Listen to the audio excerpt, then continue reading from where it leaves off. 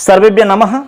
आज की इस क्लास में आपका बहुत बहुत स्वागत दोस्तों, और हमारे इस YouTube चैनल पर आपका बहुत बहुत अभिनंदन और स्वागत करते हैं।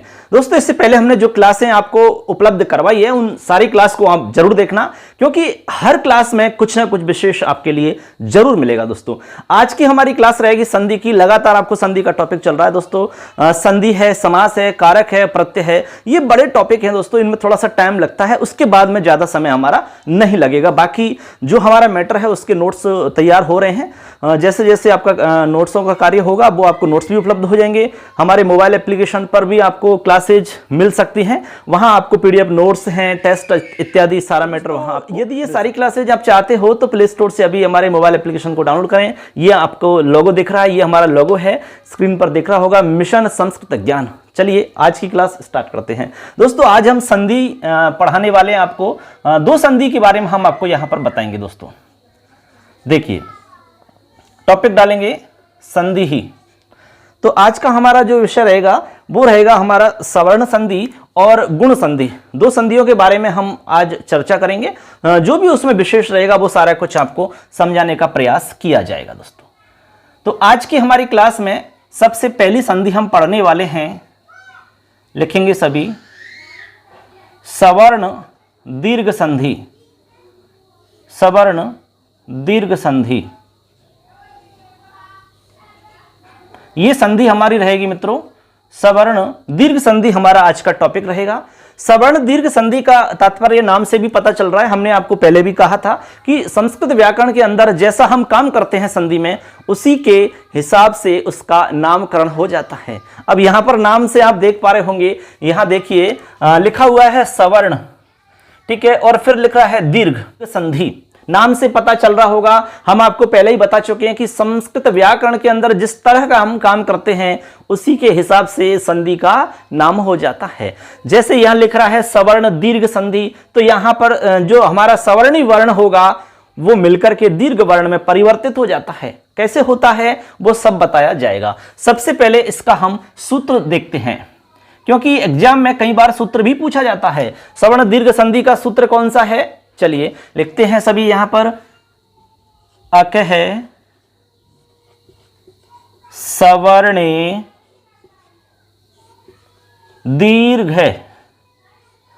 मित्रों, ये हमारा सूत्र है सवर्ण दीर्घ संधि करने वाला। बिल्कुल आसानी से मैं समझाऊंगा, कोई भी विद्यार्थी जो पहली बार संस्कृत पढ़ रहा है वो भी समझ जाएगा। बस थोड़ी सी जानकारी होनी चाहिए। इससे पहले हमारी जो क्लासेज हैं वो आपने यदि देख ली हैं तो कहीं दिक्कत नहीं आएगी, ये हम गारंटी दे सकते हैं। अब सूत्र को समझते हैं, क्योंकि इसी सूत्र के अंदर सब कुछ लिखा हुआ है कि सवर्ण दीर्घ संधि क्या होती है।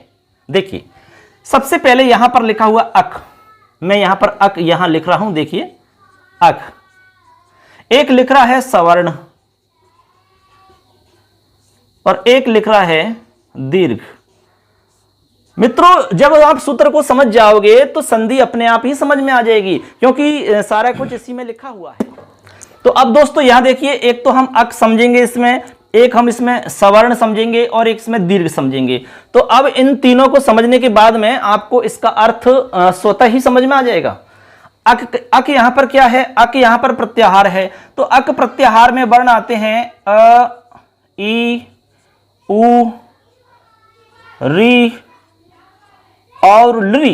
ये हमारे 5 वर्ण अक प्रत्याहार के अंदर शामिल किए जाते हैं। दोस्तों अब देख लीजिए, ये हमारे 5 जो वर्ण हैं, ठीक है, ये अक के अंदर आएंगे। प्रत्याहार है अक, तो अक का मतलब 5 वर्ण हैं। इसके बाद में कह रहे हैं कि सवर्ण, यानी इन्हीं का जैसा, इन्हीं के जैसा होना चाहिए। फिर क्या होगा? दीर्घ हो जाएगा।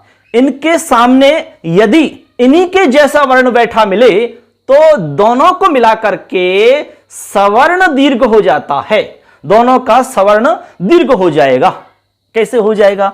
जैसे मान लो कि इसके सामने इसी का सवर्णी बैठा हुआ है, इसी का सवर्णी। अब इसका सवर्णी ए भी हो सकता है और आ भी हो सकता है। इसका सवर्णी तो, क्योंकि ए का सवर्णी ए भी है और आ भी है। आप इनका उच्चारण स्थान देख सकते हैं। ए का उच्चारण स्थान क्या होता है? अकुहा विसर्जनीय नाम कंठ है। कंठ होता है, और आ का क्या होता है, कंठ होता है। तो इसका भी कंठ है, इसका भी कंठ है, दोनों सवर्णी हो गए। ऐसे पता चल जाएगा आपको दोनों सवर्णी हुए कि नहीं हुए, बिल्कुल हो गए। तो यहां पर हम ऐसे सबको देख लेंगे, ठीक है ना। तो सवर्णी पता लग गया आपको, अक पता लग गया, फिर दीर्घ हो जाएगा। अब इन दोनों में आप देख लीजिए दीर्घ रूप कौन सा है, दीर्घ रूप आप जानते ही हैं, तो इन दोनों में दीर्घ रूप हो जाएगा। अब दीर्घ रूप कौन सा है आप जानते ही हैं, दीर्घ संज्ञा करने वाला सूत्र भी हम आपको बता चुके हैं संज्ञा प्रकरण में। उकालो ह्रस्व दीर्घ पुलुतः, उकालो ह्रस्व दीर्घ पुलुतः एक सूत्र बताया था, वहां पर आपको बताया था ह्रस्व दीर्घ और प्लुत संज्ञा करने वाला सूत्र। तो यहां पर दीर्घ हो जाएगा हमारा आ, यानी आ दीर्घ हो जाएगा आ, ठीक है। तो यहां पर हो गया अक क्या है, सवर्ण क्या है, और आ दीर्घ कैसे होता है। इस तरह से एक छोटी छोटी जानकारी इसमें आपको समझ में आ गई होंगी। अब मैं इस सूत्र का अर्थ बता रहा हूं, इसके आधार इन तीनों के आधार पर सूत्र का अर्थ देखते हैं, उसके बाद में हम आगे समझेंगे।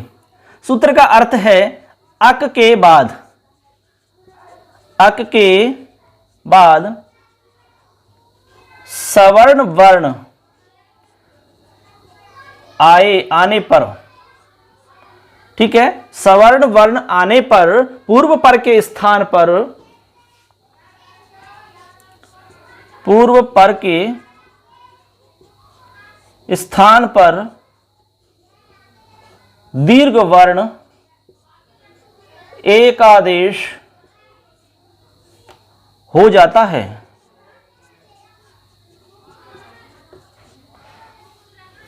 दीर्घ वर्ण यानी कि यहां पर हम लिख सकते हैं सवर्ण दीर्घ वर्ण, ठीक है, सवर्ण दीर्घ वर्ण एकादेश हो जाता है।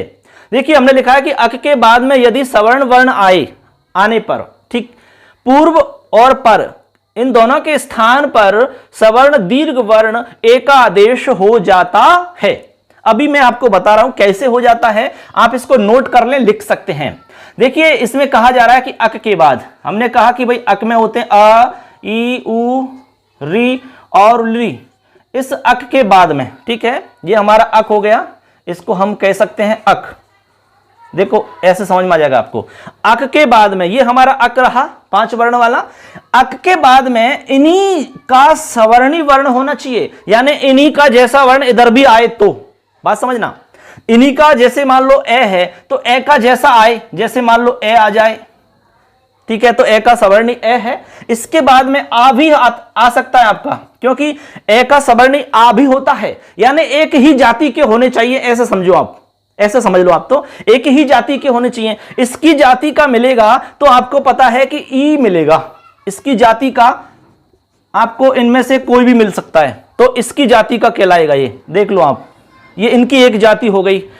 ऊ है तो ऊ की जाति किसके साथ में होगी, ये ऊ की जाति हो गई, ऐसे बात समझना आप। ऐसे री की जाति क्या होगी तो री आ जाएगा, ऐसे री की जाति वाला होगा तो री आ जाएगा। तो इन्हीं के जैसा सवर्णी आगे मिलना चाहिए, तभी जाकर के क्या होगा, सवर्ण दीर्घ संधि हो सकती है।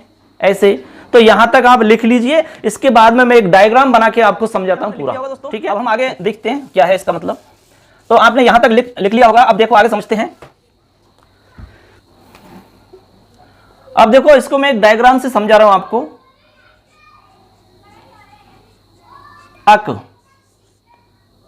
ठीक है, हमने कहा कि अक के बाद में जैसे अ, ई, उ, री और लरी, ये हमारा अक है, ठीक है। अब यहां पर देखिए ए जो आ रहा है इसका आ भी रूप हो सकता है, यानी ए या आ दोनों में से कोई भी हो सकता है। इसी तरह यहां पर ई दोनों में से कोई भी हो सकता है। इसी तरह उ, इसी तरह यहां पर री और री का कोई दीर्घ होता नहीं है, तो इनमें से कोई भी वर्ण आपका हो सकता है। इनके बाद में इधर यदि सवर्णी आए, इन्हीं का सवर्णी आए, जैसे मान लो ए या ए के बाद में आ भी आ सकता है, ए या आ, इनमें से कोई भी आए, तो हमारा पहला नियम बन जाता है। कैसे, मैं यहां पर लिख रहा हूं, यदि इधर ए या आ आता है और इधर भी ए या आ आता है, ठीक है। अब इनको चेक करके बता रहा हूं मैं। देखिए यहां पर आप देखेंगे इसका आपका उच्चारण स्थान क्या होता है, इसका उच्चारण स्थान अकुह विसर्जनीय नाम कंठ है, इसका उच्चारण स्थान होता है कंठ। क्या होता है? कंठ।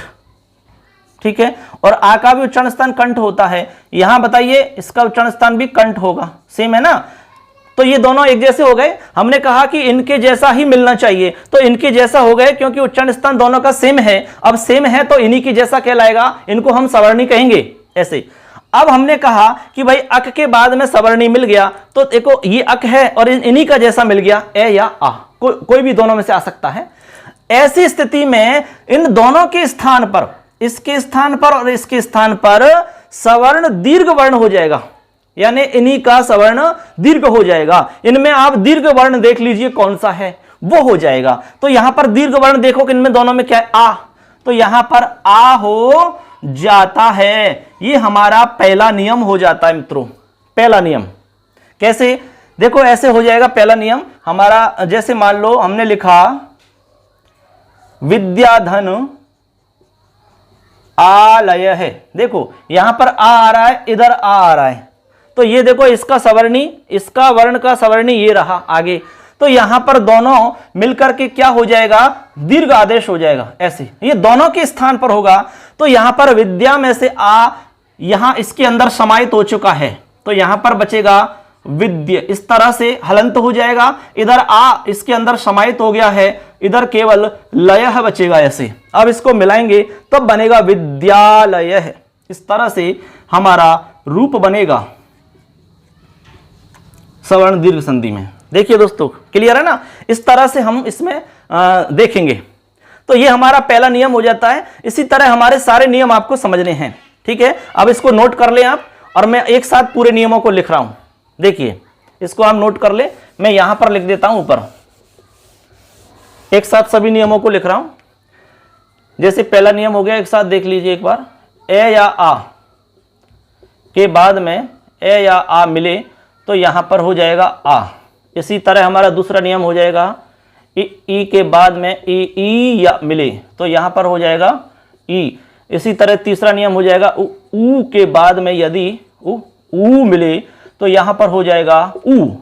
चौथा नियम है हमारा री, और री के बाद में यदि छोटा री और दीर्घ री इनमें से कोई भी मिले तो यहां पर हो जाएगा दीर्घ री। और पांचवा और लास्ट है हमारा ली, इस ली का कोई दीर्घ होता नहीं है तो यहां पर इसी रूप में होगा ली। तो ये हमारे दोस्तों ये 5 नियम हो जाते हैं सवर्ण दीर्घ संधि के। इन 5 नियमों को आप लिख लीजिए, इसके अलावा कोई भी नियम आपका नहीं आएगा। देखिए इनको आप नोट कर ले सबको। ये 5 नियम हैं, 5 नियमों के आधार पे हम आपको उदाहरण बताते हैं। देखिए ये हमारा पहला नियम है, अभी मैंने आपको बताया और भी बता देता हूं। जैसे कि देव धन आलय, देखिए आप यहां पर ए आ रहा है, इसमें आ रहा है, तो दोनों मिला के हमारा आ दीर्घ हो जाएगा। ठीक है, कैसे हो जाएगा मैं और इसको थोड़ा सा खोल के दिखाता हूं। यहां देखिए इसको हम ए को दीर्घ ए को अलग कर रहे हैं इसमें से, तो ये ए अलग कर दिया, इधर हमारा आ है और ये हमने लय इस तरह लिख दिया। ठीक है, अब देखो यहां पर हमारा इधर ए आ रहा है और इधर आ रहा है, तो हमने कहा कि दोनों के स्थान पर दीर्घ हो जाता है। अब दोनों में आप ये देखो कि दीर्घ रूप कौन सा है, वो ही हो जाता है। तो यहां पर हमारा ये वाला दीर्घ रूप हो जाएगा क्योंकि दोनों में ये वाला दीर्घ है। तो यहां पर आपका इधर तो बचा है देव और इधर बचा है लय है, तो यहां पर इन सबको जोड़ेंगे तो बन जाएगा देवालय। ठीक है, ऐसे आप ये बना सकते हैं। इसी तरह ई का उदाहरण हम देखते हैं, तो जैसे मान लो हमने लिखा रवि धन इंद्र है, यहां पर ई आ रहा है, इधर भी ई आ रहा है, देखो आप, तो दोनों में दीर्घ हो जाएगा। अब ई का ई और ई में दीर्घ कौन सा होता है, तो दीर्घ ई हो जाएगा, तो ऐसे बन जाएगा रविंद्र है। देखो बनेगा कि नहीं। इसी तरह ऊ का हम देखते हैं, मान लो तो जैसे यहां पर हमारा भानु शब्द है, ठीक है, और इधर हमारा शब्द है उदय, तो यहां पर ऊ आ रहा है, इधर भी ऊ आ रहा है मित्रों, तो यहां पर ऊ में दोनों में दीर्घ ऊ हो जाएगा। ऐसे समझो आप सीधा सा, तो यहां हो जाएगा भानुदय, ऐसे एकदम सिंपल है। इसी तरह री का उदाहरण देख लो आप, जैसे मान लो मातृ है और इधर आपका ऋणम है, ठीक है, तो यहां पर री आ रहा है, यहां भी री आ रहा है, तो यहां पर क्या होगा मित्रों, दोनों को मिलाएंगे तो दीर्घ वाला री हो जाएगा हमारा। तो दीर्घ वाला री कर देंगे आप यहां पर, इस तरह मातृणम, इस तरह हमारा दीर्घ वाला री हो जाता है। अब हमारा लास्ट नियम है हमारा लृ का, जैसे लृ है इधर हमारा लृकार है, ऐसा हम लिख रहे हैं। तो यहां देखेंगे आप लृ आ रहा है, इधर आपका लृ आ रहा है, तो दोनों के स्थान पर दीर्घ हो जाएगा। लेकिन मित्रों लृ का दीर्घ होता ही नहीं है, तो यहां पर सेम रूप बनेगा, ऐसे लृकार है। इसको आप ध्यान रखना।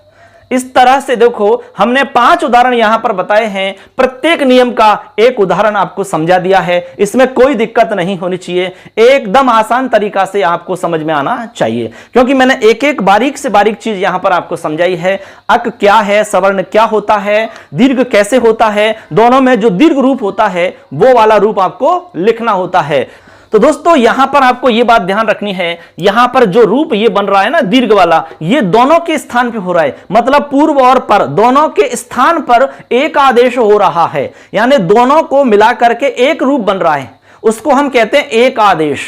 क्या कहते हैं? एक आदेश। और दीर्घ हो रहा है इसलिए हम इसको दीर्घ एक आदेश कह सकते हैं। जैसे मान लो हमने अभी आपको बताया कि इधर आपका ए है, इधर आपका आ है, तो इन दोनों को मिलाकर के आ होगा ऐसे। तो अब दोनों को मिलाकर के आ हुआ, तो ये दोनों के दोनों गायब हो गए आपके, यानी कि ये दोनों के दोनों आ के अंदर समाहित हो चुके हैं, इसके अंदर ऐसे, इसके अंदर समाहित हो चुके हैं ऐसे। ये अकेला नहीं हो रहा है, दोनों की जगह पर हो रहा है। इस बात को आपको थोड़ा सा अच्छे से समझ लेना चाहिए दोस्तों, ठीक है? ये आप नोट कर ले, लिख लीजिए। मैं आपको कुछ और इंपॉर्टेंट उदाहरण और समझा देता हूं। चलिए लिखो।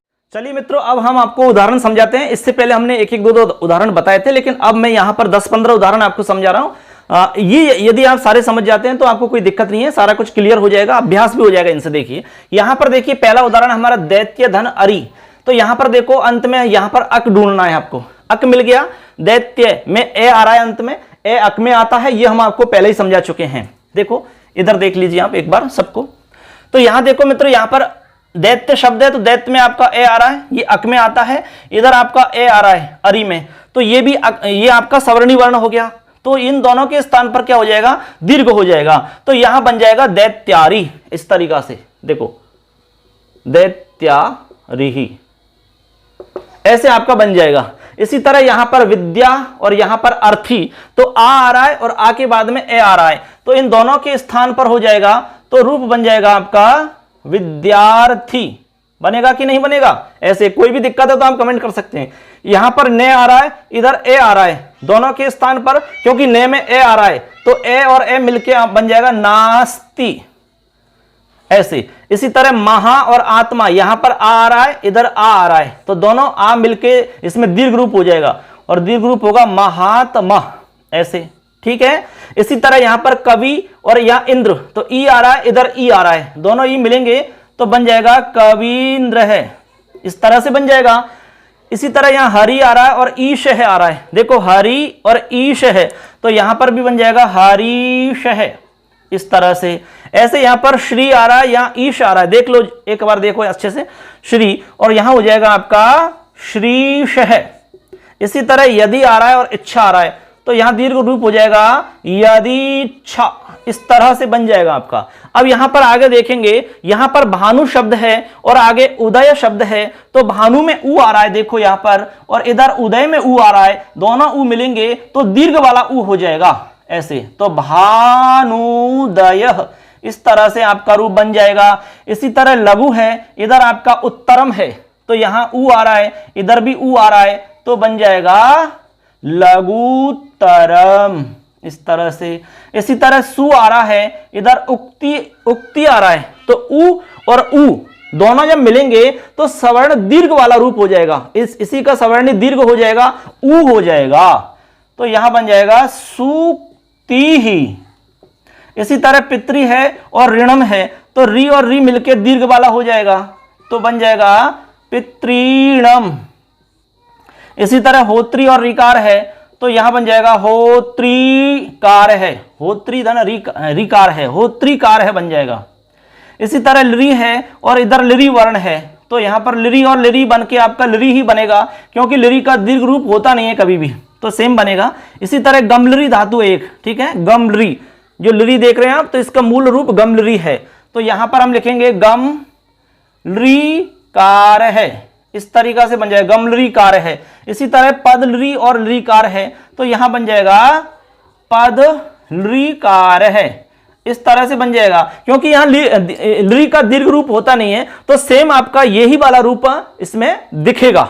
तो इस तरह से मित्रों हमने आपको सवर्ण दीर्घ संधि के बारे में पूरी जानकारी आपको दी है। उम्मीद करते हैं आपको सवर्ण दीर्घ अच्छे से क्लियर समझ में आ गई होगी, इसमें कोई भी आपको दिक्कत नहीं होनी चाहिए। तो सबसे पहले सूत्र आपको समझ में आना चाहिए। अक है सवर्ण दीर्घ, अक क्या है, दीर्घ क्या है, सवर्ण क्या है, यह समझ में आ गया। हमने आपको एक एक नियम बता दिया, एक एक उदाहरण आपको समझा दिया और 10-15 उदाहरणों का आपको अभ्यास करवा दिया दोस्तों। तो क्लियर है, अब आपका सवाल गलत नहीं हो सकता।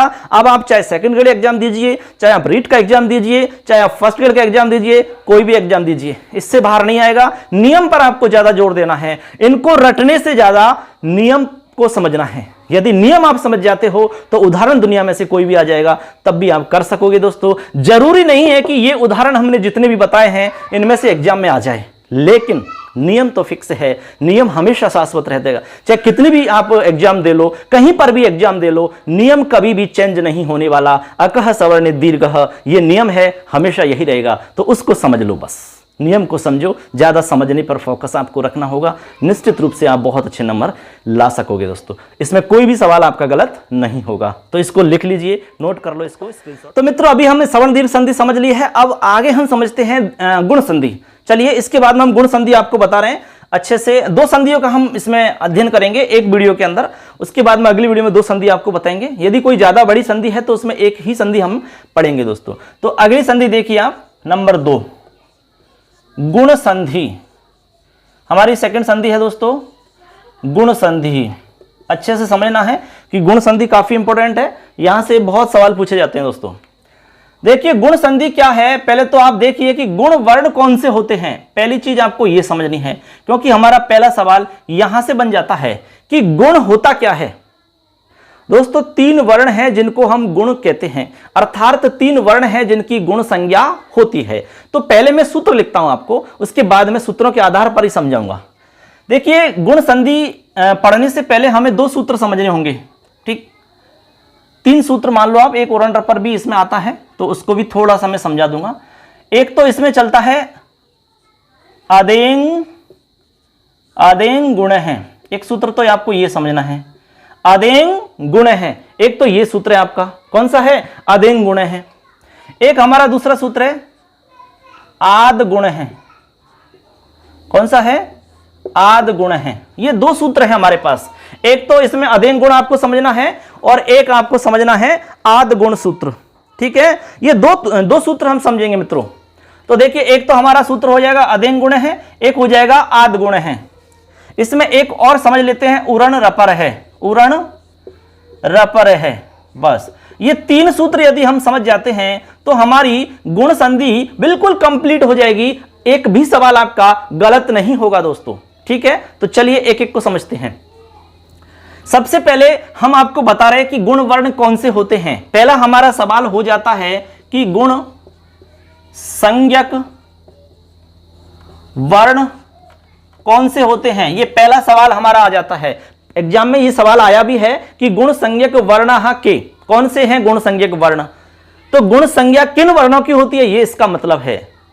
यहां पर हमारा पहला सूत्र है अदेंग गुण है। यह सूत्र कहता है कि अत एंग च गुण संज्ञा स्यात्। ये कह रहा है भैया कि देखो अत और एंग, अत और एंग जो है इनको हम गुण संज्ञा करते हैं। किस किस की करते हैं, अत और एंग की। अत का यहां पर मतलब है, मैं नीचे बता रहा हूं, अत का मतलब है ए, क्योंकि अत में तय लगा हुआ है, तय लगने से ये तपर संज्ञक हो जाता है, ठीक है, यानी तपर कहलाएगा। तो तपर का मतलब हो गया कि तत्काल की संज्ञा यहां पर होती है। यहां पर ए जो है ये ह्रस्व ए दिख रहा है, तो आपको ह्रस्व ए यहां पर समझना होता है। देखिए, और ह्रस्व ए आपको पता है कि 6 तरह का होता है, वो आपको हम बता चुके हैं। तो यहां पर अत से तात्पर्य आपको ए समझना है। इसके बाद में एंग आ रहा है, एंग का आपको मतलब समझना है ए और ओ, क्योंकि एंग प्रत्याहार में 2 ही वर्ण आते हैं, एक तो ए आएगा और दूसरा ओ आएगा, देखो आप अच्छे से, यहां पर हमारे 3 वर्ण हो जाते हैं ए ओ। इन तीनों वर्णों को हम गुण संज्ञा करते हैं मित्रों। इन तीनों वर्णों का नाम है गुण वर्ण, ऐसे भी कह सकते हैं, या फिर इन कह सकते हैं गुण संज्ञक वर्ण 3 हैं। ए आ गया, ए आ गया, ओ आ गया। अर्थात आप यूं समझ सकते हैं कि गुण संधि के अंदर चाहे कोई भी रूप है आपका, कोई भी शब्द है आपका, आपको सिर्फ ये 3 ही वर्ण दिखेंगे। बस इन तीनों वर्णों को पहचान कर लो, आपकी गुण संधि कभी भी गलत नहीं होगी। गुण संधि के रूप में या तो आपको ए मिलेगा, या फिर आपको ए मिलेगा, या फिर आपको ओ मिलेगा। बस चेक कर लेना आप। जैसे रमेश है, ए आ रहा है, दिनेश है, सुरेश है, गणेश है, परमेश है, सब में ए आ रहा है, ए की ध्वनि आ रही है। किसी में ओ की ध्वनि आ रही है, जैसे परोपकार, हितोपदेश, सूर्योदय, इस तरह ओ की ध्वनि आ रही है तो समझ लेना गुण संधि है। लेकिन यहां पर ए जो है दोस्तों, इसमें थोड़ी सी आपको विशेष बात समझनी है। ये हमने तीसरा सूत्र लिखा है, वो इसी की वजह से लिखा है कि गुण संधि के अंदर ए अकेला कभी भी नहीं आता है, कि उरण रपर है, ये रपर के साथ में आता है कि आते हैं। तो ए का यहां मतलब आपको समझना है, ए आएगा एक तो रे के साथ और एक आएगा आपका ले के साथ। कहने का तात्पर्य है कि ए गुण संधि में कभी भी अकेला नहीं आएगा, ऐसे आप समझ लो, सीधी सीधी भाषा। तो ए जो होगा वो या तो अर के रूप में आएगा या फिर अल के रूप में आएगा। बस जैसे मान लो हमारा रूप है सप्तर्षि, ऐसे देखो आपको यहां पर है तवलकार है। देखो इस तरह के यदि शब्द मिल जाते हैं जिसमें अर की ध्वनि आ रही है, अर अर अर, देवर्षि, महर्षि, सप्तर्षि, ब्रह्मर्षि, ऐसे अर अर की ध्वनि आ रही है। बसंत ऋतु, शीत ऋतु, ग्रीष्म ऋतु, अर की ध्वनि आ रही है अर, तो समझ लेना गुण संधि है। यह गुण संधि की पहचान है और बहुत ही सुंदर ट्रिक है। इसी तरह यहां पर अल, तवलकार, ममलकार, इस तरीके से आपको अल की ध्वनि आएगी, अल अल, और ए की ध्वनि आएगी और ओ की ध्वनि आएगी। ये 4 तरह की यदि ध्वनि आपके सामने आ रही है किसी भी शब्द में, तो समझ जाना आपका कौन सा रूप होगा, गुण संधि का रूप होगा। बिल्कुल एकदम करेक्ट हो जाएगा, आपका गलत नहीं होगा। ठीक है, तो यहां तक आप समझ गए होंगे दोस्तों। ये हमने पहला सूत्र समझाया है, अदेंग गुण है। इसका मतलब होता है ए और ओ की गुण संज्ञा होती है, या इन तीनों को गुण संज्ञक वर्ण कहा जाता है। आगे आप लिख सकते हैं ए, यहां पर जो ए है ये अकेला नहीं आता है, बल्कि रे और ले के साथ में आता है। अर्थात ए जो है अर के रूप में आएगा या फिर अल के रूप में आएगा। उदाहरण जैसे कि सप्तर्षि, ब्रह्मर्षि, देवर्षि, तवलकार है, ममलकार है। ए का उदाहरण बहुत सारे आपको हम बता चुके हैं, ओ के उदाहरण भी हमने आपको बहुत सारे बता दिए हैं दोस्तों। तो ये हमारा पहला सूत्र क्लियर हो जाता है। ठीक है, यहां तक आप नोट कर लें, इसको लिख लें। फिर मैं आपको आगे दूसरा सूत्र बताऊंगा जो कि काफी इंपॉर्टेंट सूत्र है दोस्तों। यहां तक आप इसको नोट कर लीजिए। इसके बाद में हम सूत्र नंबर 2 चलेंगे। गुण संधि करने वाला सूत्र है ये। गुण संधि इससे होती है और इससे आपकी गुण संज्ञा होती है, ये आपको समझ लेना है। कई बार एग्जाम में ऐसा सवाल पूछा गया है कि गुण संज्ञा किससे होती है, तो गुण संज्ञा तो इससे होती है, और गुण संधि किससे होती है, ये सेकंड वाले सूत्र से होती है, आद गुण से।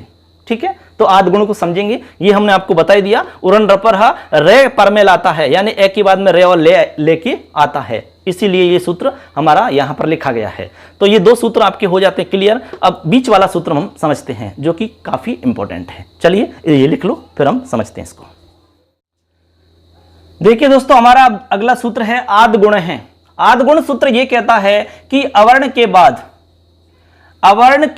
बाद में, ये हमारा ए वर्ण है, ए वर्ण के बाद में अच परे होने पर, क्या परे होने पर, अच परे होने पर। अच में भी आपको केवल फिक्स वर्ण में आपको बता रहा हूं, वही वर्ण आपको बाद में मिलेंगे, उसके अलावा कोई भी वर्ण नहीं मिलेगा। ए वर्ण के बाद में यदि अच हो तो पूर्व और पर के स्थान पर गुण एकादेश हो जाता है। यह तो इस सूत्र का अर्थ है, आप लिख सकते हैं। ए वर्ण के बाद अवर्णात अचि परे, ए वर्ण के बाद अच वर्ण पर में हो तो पूर्व और पर के स्थान पर गुण एकादेश हो जाता है या गुण एकादेश संधि हो जाती है। ऐसे आप इसको लिख सकते हो। अब यहां पर आप समझिए, ए वर्ण के बाद अच वर्ण हो तो, अब देखो यहां पर मैंने अभी आपको क्या बताया था, सवर्ण दीर्घ संधि में कहा कि ए, ई, उ, री और री, ये हमने 5 बताए थे वर्ण आपको, ठीक है। अब 5 वर्णों से ही आपकी गुण संधि क्लियर हो जाएगी, करना कुछ नहीं है, थोड़ा सा आपको ट्रिक लगानी है। देखो इन 5 को मैं यहां लिख रहा हूं मित्रों, ये ए लिखा हमने, इधर हमने प्लस किया, इधर हमने ई लिखा, ठीक है, इधर हमने उ लिखा, हमने यहां पर री लिखा, हमने यहां पर री लिखा। देखो हमने किया कुछ नहीं है, ए, ई, उ, री, केवल इतना ही किया है। हमने यहां पर ए के बाद में प्लस लगा दिया और ई, उ, री को जोड़ दिया। यही आपको समझना है गुण संधि के अंदर। गुण संधि के अंदर हमने कहा कि ए वर्ण के बाद में यदि ई मिले या उ मिले या री मिले या री मिले तो इन दोनों के स्थान पर एक आदेश हो जाएगा, यानी कि गुण एक आदेश हो जाएगा।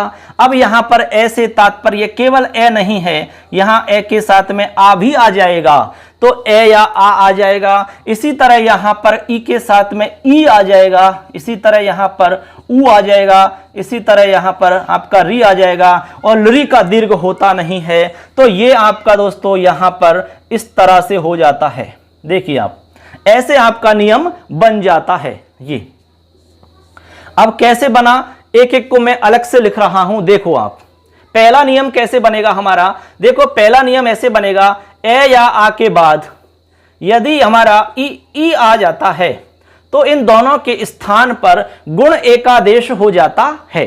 गुण एकादेश हमने आपको बताया था कि गुण वर्ण में ए आता है और ओ आता है, यही हमारे गुण वर्ण है 3, ठीक है।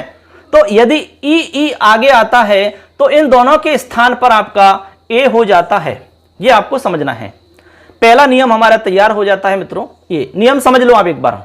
यदि इधर ए या आ रहा हो, ए वर्ण या आ वर्ण इनमें से कोई भी आ रहा हो और बाद में यहां पर ई इनमें से कोई भी आ रहा हो तो दोनों के स्थान पर, यानी इसके स्थान पर और इसके स्थान पर एक हो जाएगा, दोनों को मिलाकर एक हो जाएगा और वो वर्ण होगा ए वर्ण।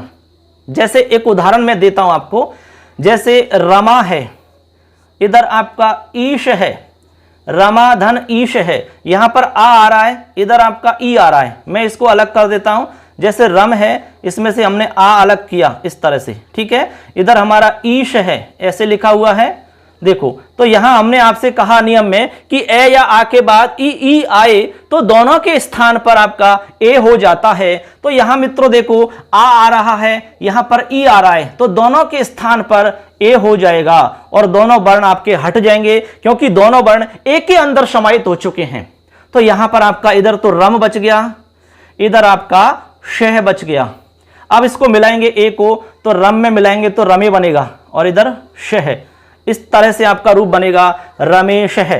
ऐसे कितना आसान है, देखो बहुत ही आसान तरीका से आप समझ सकते हो। केवल हमने क्या किया है, ए या आ के बाद में इनको जोड़ दिया 4 वर्णों को, बस। इसी तरह हमारा दूसरा नियम बन जाएगा। ये पहला नियम हमारा बन के तैयार हो चुका है। इसी तरह हमारा नंबर 2 नियम हो जाएगा। अब नंबर 2 नियम में यहां लिख रहा हूं, ऊपर देखो, यहां इधर हमारा ए या आ, आगे आपको मिलेगा उ, ठीक है। तो दोनों के स्थान पर हो जाएगा ओ, क्या हो जाएगा ओ। नियम नंबर 2 कंप्लीट हो गया। इसी तरह हमारा तीसरा नियम बन जाएगा, ए या आ हो, आगे आपको क्या मिलेगा, री मिलेगा, क्या री, ऐसे। तो हमने आपको कहा कि दोनों के स्थान पर हो जाएगा क्या, अब यहां पर ए हो जाएगा, क्या हो जाएगा ए। देखो हमने आपसे कहा कि ए कभी भी अकेला नहीं आएगा, ये आएगा रे और ले के साथ में। तो यहां पर आगे रे है, री आ रहा है, इसलिए यहां पर रे साथ में आ जाएगा ऐसे। तो ये हो जाएगा अर, ऐसे, ठीक है। नियम नंबर 3 कंप्लीट हो चुका है। नियम नंबर 4 में यहां लिख रहा हूं, देखिए यहां पर क्या है, ए या आ, इसके बाद में आपको री मिलेगा तो इन दोनों के स्थान पर आपका क्या हो जाएगा, ए हो जाएगा। लेकिन हमने कहा कि इधर लिरी मिलता है तो ए आपका अकेला नहीं आएगा, ये ले के साथ में आएगा तो बनेगा अल, ऐसे अल के रूप में आएगा। ये हमारे 4 नियम है मित्रों। बस ये 4 नियम आपको यदि दिमाग में फिट हो जाते हैं तो फिर कोई भी उदाहरण है, किसी भी तरह का उदाहरण है, आपका गलत नहीं होगा। ये आपको समझना है। तो ये हमारा आदगुण संधि जो आदगुण सूत्र है हमारा, उसी का ये पूरा विस्तार रूप है आदगुण का। आदगुण ने यह कहा कि अवर्ण के बाद में अच यदि बाद में हो तो पूर्व और पर के स्थान पर गुण एकादेश हो जाता है। तो हमने आपको डिफाइन किया कि ए या आ के बाद में ई उ री री इनमें से कोई भी वर्ण मिलता है तो क्रमशः इनको गुण एकादेश हो जाता है। कैसे होता है? नियम नंबर 1 ये रहा, ए या आ के बाद में ई मिले तो ए हो जाएगा। नियम नंबर 2 ये रहा, ए या आ के बाद में उ मिले तो ओ हो जाएगा। नियम नंबर 3 ए या आ के बाद में री मिले तो अर हो जाएगा। नियम नंबर 4 ए या आ के बाद में री मिले तो अल हो जाएगा। ठीक है, ये आप इसको उतार लीजिए, स्क्रीनशॉट ले लीजिए। बिल्कुल आसान तरीका से बता रहा हूं मैं आपको। ठीक है, इसमें कोई भी दिक्कत है समझने में तो आप बता सकते हैं। अब इसमें हम उदाहरण आपको हम बताते हैं प्रैक्टिस के लिए, इसको आप नोट करें। चलिए मित्रों, अब हम यहां पर उदाहरण समझते हैं। हमने जो भी आपको नियम बताए हैं गुण संधि के, उनके सबके यहां पर अभ्यास के रूप में हम यहां पर आपको 15 उदाहरण बता रहे हैं। ठीक है, ये आप समझ जाओगे तो आपके क्लियर हो जाएगा, पूरा अभ्यास हो जाएगा। ये जरूरी नहीं कि इनमें से एग्जाम में आ जाए, लेकिन यदि नियम आप समझ चुके हैं तो कोई भी उदाहरण आ जाए दुनिया से आपका गलत नहीं होगा। बस यही आपको हम बार बार कह रहे हैं कि नियम पर आपको जोर देना है, समझने पर आपको ज्यादा जोर देना है। ये तो अपने आप ही हो जाएंगे क्लियर। यदि नियम आपको समझ में आ गया तो ये सब कुछ बन जाएगा, आपका कोई गलत नहीं होगा। देखो एक एक को समझा रहा हूं मैं। यहां पर सबसे पहले है लोक धन ईश है। हमने आपसे कहा कि स्टार्टिंग में आपको यहां पर ए वर्ण ढूंढना है। ए या आ में से कोई भी एक मिलेगा आपको। इधर आपका इधर मिलेगा आपको ई उ री और लरी, ये मिलेगा बस। ठीक है, इनका दीर्घ रूप भी मिल सकता है आपको। तो यहां देखो ए मिल गया, देखो आप इधर ए मिल गया, इसके बाद में ई मिल गया कि नहीं?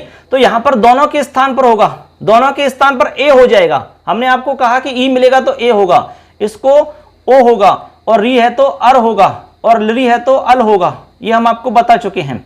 तो यहां देखेंगे आप क्या कर लेंगे ए, तो यहां बन जाएगा लोकेश, लोकेश है, इस तरह से रूप बन जाएगा। समझ गए? इसी तरह राजा धन ईश है, तो ये राजा में आ मिल गया, इधर आपका ई मिल गया।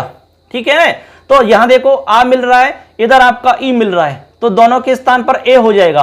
तो यहां दोनों के स्थान पर ए करेंगे तो राजेश है, इस तरह से रूप बन जाएगा। क्लियर? इसी तरह आगे देखो महाधन ईश है, तो यहां पर आ मिल रहा है, इधर आपका ई मिल रहा है, तो यहां पर भी ए हो जाएगा, बन जाएगा महेश है। ऐसे महेश है, मैंने आपको बताया एक रमेश वाला रूप। इसी तरह से इनको समझना है। इसी तरह उप है, इधर इंद्र है, तो यहां पर उप में देखिए यहां पर ए आ रहा है और इधर ई आ रहा है, तो दोनों के स्थान पर हो जाएगा ए, बन जाएगा उपेंद्र है, इस तरह से। ठीक, इसी तरह सूर्य है, इधर उदय, तो यहां ए आ रहा है, इधर उ आ रहा है, दोनों के स्थान पर हो जाएगा इस तरह से सूर्योदय, इस तरह हो जाएगा आपका। क्लियर? ऐसे आगे है सर्व, इधर उत्तम है, यहां पर ए आ रहा है, इधर आपका उ आ रहा है, दोनों के स्थान पर हो जाएगा ओ। क्या हो जाएगा? ओ, तो यहां बन जाएगा आपका सर्वोत्तम है, इस तरह से सर्वोत्तम है बन जाएगा। क्लियर है सबके? आगे देखो यहां पर देखो साथ में हित हित आ रहा है, हित धन उपदेश है, तो ए आ रहा है, इसमें उ आ रहा है, तो उ आ रहा है, तो यहां देख लो आप उ आ रहा है तो क्या बनेगा? ओ, तो यहां बन जाएगा हितोपदेश है, हितोपदेश है। ठीक है, लिखने में थोड़ी जगह कम है, हितोपदेश बन जाएगा। इसी तरह पर धन उपकार, पर ए आ रहा है, इधर उ आ रहा है, तो यहां बन जाएगा परोपकार है। क्या बनेगा? परोपकार है। इसी तरह महाधन उदय, इधर आ रहा है, इधर उ आ रहा है, दोनों को जोड़ लो तो दोनों के स्थान पर, जोड़ने से तात्पर्य है दोनों के स्थान पर आपका ओ हो जाएगा, गुण एकादेश। तो यहां बन जाएगा महोदय, इस तरह से बन जाएगा। ऐसे ही आपका ए आ रहा है, इधर री आ रहा है, तो दोनों की जगह क्या हो जाएगा? अर, क्योंकि री आता है तो अर होता है, तो देवर्षि बन जाएगा इस तरह से। ठीक है, अब देखो दोस्तों यहां पर 11 नंबर देखिए, यहां पर है वर्षा, आ रहा है, इधर री आ रहा है, तो यहां पर दोनों के स्थान पर हो जाएगा अर, तो यहां पर वर्ष तो बचा है यूं की तो ही, वर्ष यों की तो रहेगा, ठीक है। इसमें ऐसे हो जाएगा हलंत, क्योंकि इसमें से आ निकलेगा, आ और आगे री है, तो इन आ और री को हम यदि एक आदेश करते हैं, गुण एक आदेश, तो बनेगा अर। क्या बनेगा? अर। अर बनेगा तो वर्षर, वर्षर हो जाएगा। तो यहां पर वर्षर्तु, क्योंकि अर का ए इसमें मिल जाएगा, तब आपका बनेगा वर्षर्तु। इस तरह से रूप बनेगा वर्षरतुहु।